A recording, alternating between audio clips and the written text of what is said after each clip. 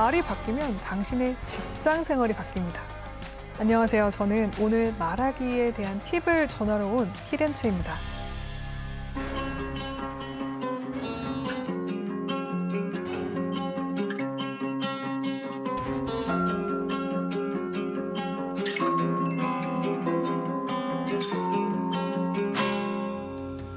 일단 실생활에서 바로 써먹을 수 있는, 활용할 수 있는 예시와 팁들이 많이 들어있고요. 직장 생활이나 비즈니스를 하며 해야 될 말들, 할 말을 제대로 하는 방법들을 소개해드리겠습니다. 오늘 강의 시작하겠습니다. 무례하게 느껴지는 말을 들어보신 적이 있나요?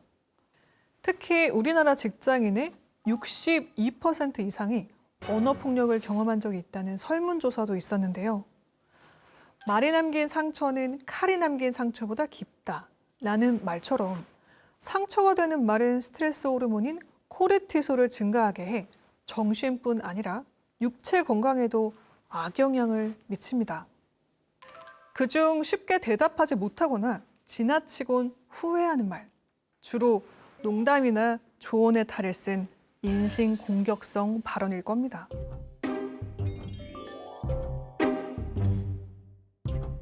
히렌츠 씨는 운동해서 살 좀 빼자. 네?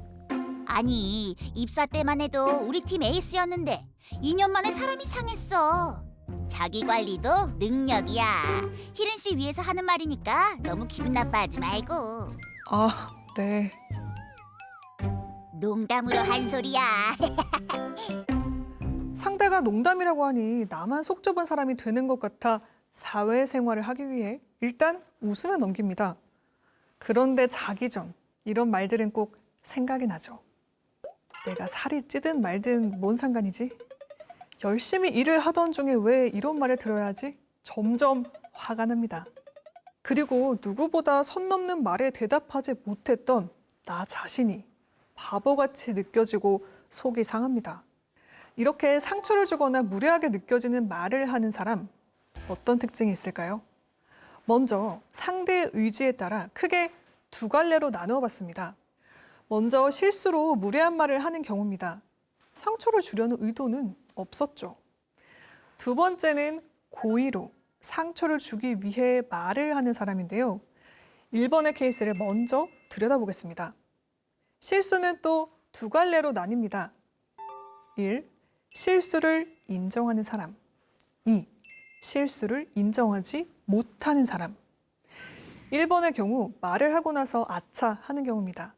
순간적인 표현에 실수를 한 경우도 있고요. 깨닫지 못했던 부분을 누군가 말을 했을 때 인정을 하고 사과를 하는 케이스입니다. 이런 경우 대화를 통해 풀어갈 수 있는 경우가 많죠. 문제는 2번의 경우인데요. 농담인데 상대가 예민하다고 하며 합리화하는 케이스부터 달라진 시대의 흐름을 읽지 못하고 변화하려는 의지가 없는 경우까지 자신을 합리화하기 때문에 대화가 쉽지 않습니다. 특히 사회에서 만나면 어려운 케이스가 바로 2번과 앞서 말했던 2번, 고의인 경우인데요. 마지막으로 그럼 2번, 고의성이 있는 경우를 들여다볼까요? 소위 말하는 강약 약강인데요. 심리학자 알프레드 아들러는 우월감을 열등감에 대한 보상이라고 했습니다. 자신이 겪는 어려움에서 탈출하기 위해 사용하는 여러 가지 방법 중 하나가 바로 우월감이라는 건데요. 이런 사람은 약자의 희생을 먹고 자라는 포식자와 같습니다. 차별, 비하의 말을 거리낌 없이 하고 선을 넘는 평가와 충고를 상습적으로 하며 자신의 열등감을 덮으려 합니다.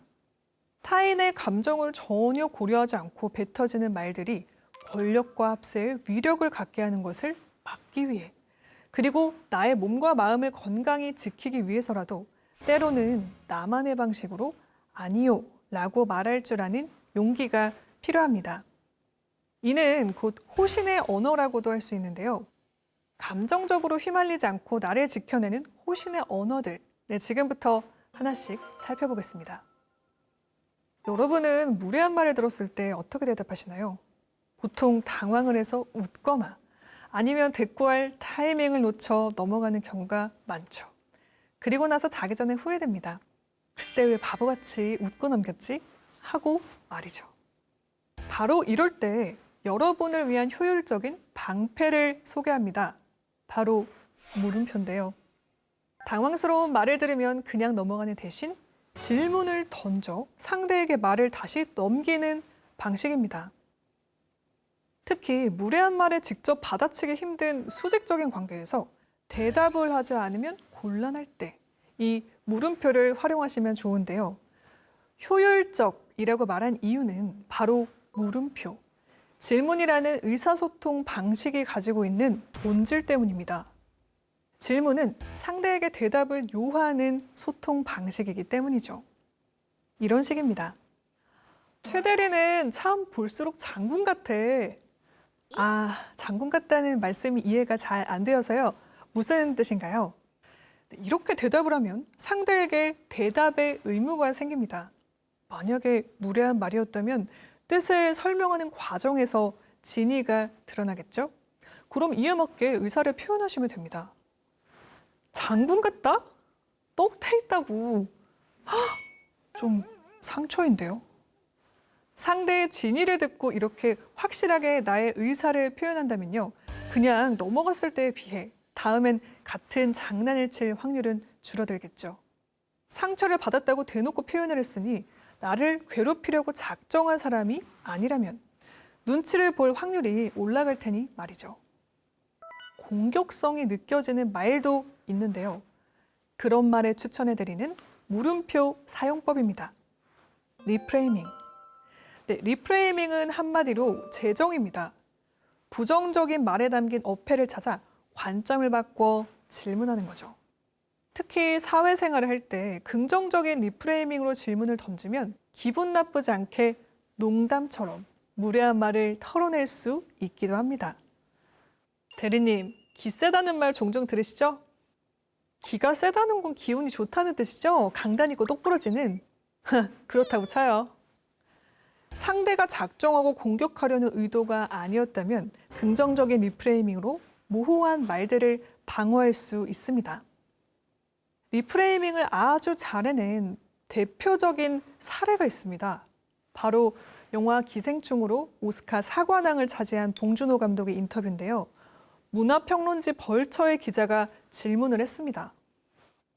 지난 20년 동안 한국 영화가 큰 영향력을 발휘했음에도 오스카상 후보에는 단 한 번도 오르지 못했는데 어떻게 생각하시나요? 이에 봉준호 감독은 이렇게 대답합니다. 조금 이상하긴 해도 별일은 아닌 것 같습니다. 오스카는 국제 영화 축제가 아니지 않나요? 지역 축제일 뿐이죠. 이 대답은 미국의 언론에 신선한 충격을 안겨줬습니다. 미국의 세계의 중심이라고 생각을 했는데 자신들의 영화제를 지역 축제로 축소해버린 리프레이밍에 정신이 번쩍 든 것이죠. 이렇게 리프레이밍을 잘 활용하면 무례한 말에 크게 힘들이지 않고 우아한 반격이 가능해집니다. 이번에는 조금 더 적극적이지만 쉽게 활용이 가능한 호신화법을 이야기해 보겠습니다. 비즈니스를 할 때, 고객을 대할 때 느끼실 겁니다. 아, 세상에 정말 다양한 사람이 살고 있구나. 말이 좋아 다양한 사람이죠. 융통성 없이 본인의 요구만 일방적으로 관철하며 말이 통하지 않는 사람부터 진상 고객까지 우리의 업무 의욕을 꺾는 다양한 사람들을 만나게 됩니다. 특히 상대가 소위 말하는 갑의 위치인 경우 일방적으로 당하게 되는 경우가 많은데요. 이때 적어도 내가 할 말을 하지 못해서 손해를 보는 경우를 막는 화법을 소개해드립니다. 이름하여 진상을 달래는 마법의 주문입니다. 아브라카다브라가 아닌 아시다시피입니다. 자매품으로 잘 아시는 것처럼 있는데요. 특히 상대를 무조건 굴복시켜 우월감을 느끼려는 앞서 언급한 열등감이 있는 사람의 경우 정면으로 반박하면 부작용이 일어납니다. 아무리 논리적으로 말을 해도 어떻게든 이기기 위해 우기거나 하라면 해 윽박을 지르기도 하죠.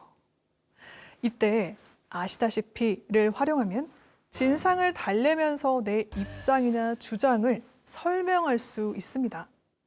아시다시피 마음 붙여도 상대의 태도가 달라집니다. 당신도 안다. 인정하고 존중해주는 뉘앙스이기 때문인데요. 일단 내 얘기를 듣게 할 수 있습니다. 사은품 하나 더 주는 게 뭐 그렇게 어려워요. 하나쯤 빼도 티도 안 날 텐데 그러네. 고객님께서 아시다시피 회사에서 나오는 물량이 정해져 있어서요. 수량이 맞지 않으면 저희가 물어내야 합니다. 저도 드리고 싶지만 아쉽네요.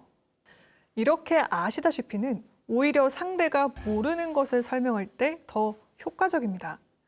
일단 존중을 해주고 나면 진상 고객도 마음이 좀 누그러지니까요. 꼭 해야 할 나에 대한 상황에 대한 변론이 필요할 때 마법의 주문 아시다시피를 기억하세요. 오늘의 플러스, 호신술은 공격을 멈추기 위해 존재한다. 우리가 흔히 호신술을 생각하면 물리적으로 싸우는 것, 상대를 힘으로 꺾어 누르는 장면을 떠올리는데요. 사실 호신술은 상대와 싸우는 기술이 아니라 자기를 방어하고 추가 피해를 막는 기술입니다. 그래서 상대방의 가해 의지를 꺾고 추가 공격을 막아낼 수 있다면 꼭 물리적인 공격이 아니더라도 무엇이든 좋은 호신술이라고 할 수 있죠. 호신을 위한 화법에서도 마찬가지입니다. 선 넘는 언어 공격에 대응하기 위해 무조건 막공격을 하다 보면요. 오히려 더 위험에 처하거나 곤란한 상황에 놓일 수가 있습니다. 호신술을 가르치는 무술가들이 힘의 남용을 경계하고 평정심을 강조하는 것처럼 오늘 말씀드린 호신의 화법 역시 선 넘지 않는 말로 단호하게 방어하는 지혜가 바탕이 되어야 한다는 점 꼭 전하고 싶습니다. 오늘 강의 마치겠습니다. 감사합니다.